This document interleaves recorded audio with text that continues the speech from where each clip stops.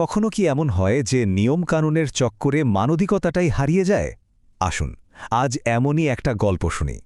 একটা সাধারণ বাসের ঘটনা, যেখানে একটা ছোট্ট কুকুর পুরো পরিস্থিতিটাই বদলে দিয়েছিল। একবার ভাবুন তো, কি কনকনে ঠান্ডা একটা শীতের রাত, পূবের হাওয়াটা যেন ছুরির ফলার মতো ধারালো হয়ে এসে গায়ে লাগছে। আর এই হাড় কাঁপানো ঠান্ডার মধ্যেই শুরু হচ্ছে আমাদের আজকের গল্প, একটা বাস যাত্রাকে কেন্দ্র করে। তো বাসটা এসে থামল, আর অমনি দুজন মহিলা আর একজন পুরুষ উঠে পড়লেন। বাসের খালি সিটগুলোও ভরে গেল। যাত্রীদের মধ্যে ছিলেন একজন তরুণী, আর তার কোলে ছোট্ট একটা পিকনিস কুকুর। আর এই কুকুরটা নিয়ে শুরু হবে আসল ঘটনা। তো কন্ডাক্টর এলেন ভাড়া নিতে, আর এসেই তার চোখ পড়ল কুকুরটার ওপর। লোকটাকে দেখে মনে হচ্ছিল তার মেজাজটা এমনিতেই ভালো নেই, সবকিছুর ওপরই যেন একটা খিটখিটে ভাব। আর এই ছোট্ট কুকুরটাকে দেখেই যেন তিনি তার পাওয়ার দেখানোর একটা সুযোগ পেয়ে গেলেন।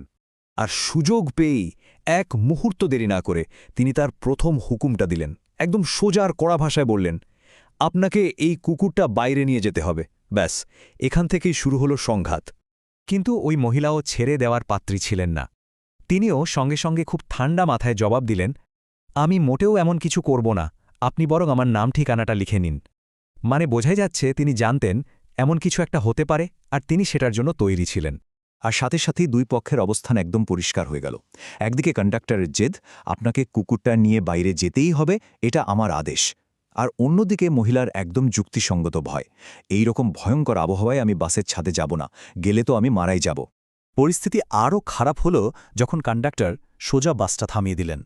সাফ জানিয়ে দিলেন কুকুরটাকে বাইরে না নামানো পর্যন্ত বাস 1 ইঞ্চিও এগোবে না। এখন নিয়ম হয়তো তার দিকেই ছিল, কিন্তু বাসের বাকি সব যাত্রীরা, তারা সবাই ছিলেন ওই মহিলার পক্ষে। আর সঙ্গে সঙ্গেই পুরো বাস যেন ফেটে পড়ল। সবাই মিলে একযোগে চেঁচাতে শুরু করল। কেউ বলছে এটা লজ্জার ব্যাপার, কেউ বলছে পুলিশ ডাকুন, আবার কেউ বলছে চলুন এর নামে রিপোর্ট করি। এমনকি কেউ কেউ ভাড়ার টাকা ফেরত চাইতেও শুরু করে দিল। আর এই ঝামেলার ফল হল ভয়ঙ্কর। বাসটা তো থেমে আছে, আর এর মধ্যেই রাতের শেষ বাসটা তাদের পাশ কাটিয়ে হুস করে চলে গেল। যাত্রীদের এত চেঁচামেচি কিচ্ছু কানেই তুলল না। ভাবুন তো একবার, সবাই ওই কনকনে ঠান্ডায় রাস্তায় আটকে গেল। এরপর এলেন এক পুলিশ অফিসার, কিন্তু তিনি এসে কোনো সমাধান তো করলেনই না, উল্টে নিয়মের পক্ষ নিলেন। খুব শান্ত গলায় বললেন, দেখুন ওনার তো কিছু নিয়মকানুন আছে, তাই না? মানে যাত্রীরা একেবারে অসহায় হয়ে পড়ল। এরপর যা শুরু হলো তা এক কথায় হতাশাজনক। প্রথমে ওই মহিলা বেচারা অনিচ্ছা সত্ত্বেও কাঁপতে কাঁপতে বাসের ওপরে ডেকে গেলেন। বাসটা একটু চলতে ইঞ্জিন গেল বিগড়ে। অনেকক্ষণ বাস দাঁড়িয়ে, তাই তিনি আবার ভেতরে নেমে এলেন। আর যেই না কন্ডাক্টরের চোখে আবার কুকুরটা পড়েছে, ব্যাস, তিনি আবার বাস থামিয়ে দিলেন। কন্ডাক্টরের এই একগুঁয়েমি দেখে যাত্রীদের ধৈর্যের বাঁধ ভেঙে গেল। তারা একজন একজন করে বাস থেকে নেমে ওই শীতের রাতের মধ্যেই মিলিয়ে যেতে লাগলেন। শেষমেশ বাসটা প্রায় খালি, রয়ে গেলেন শুধু গল্পের লেখক আর হাতে গোনা কয়েকজন। তাহলে প্রশ্নটা এখানেই, যখন নিয়ম আর সাধারণ বুদ্ধি বা যুক্তি মুখোমুখি হয়, তখন আসলে কি হয়? এই প্রশ্নটাই কিন্তু আমাদের গল্পের আসল গভীরে নিয়ে যাবে। তো চলুন এবার গল্পের একেবারে শেষ অংশে যাই, যেখানে ওই বাসের মধ্যেই লেখক আর কন্ডাক্টরের মধ্যে একটা খুব জরুরি কথাবার্তা হয়। আর এই আলোচনাতেই নিয়মের আসল মানেটা কি তা উঠে আসে। লেখক যখন কন্ডাক্টরের সাথে কথা বললেন, তখন তিনি তার কাজের সমর্থনে একটাই খুব সহজ যুক্তি দিলেন, আমার তো নিয়ম আছে।